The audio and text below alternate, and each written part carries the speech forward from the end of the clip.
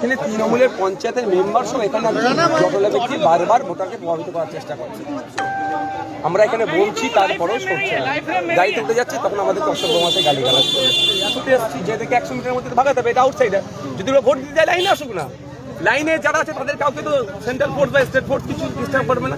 তারপরে এখানে অ্যাকচুয়ালি এই বুথে শান্তিপূর্ণ ভোট হচ্ছে।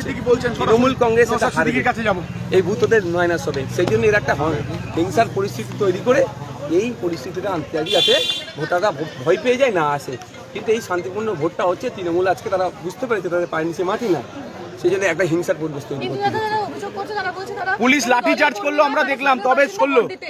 হ্যাঁ আসুক না, লাইন আসুক। কে বারণ করছে? কে বললো? ওখানে যে লাল ক্যাপটা পড়েছিল ওটা কে?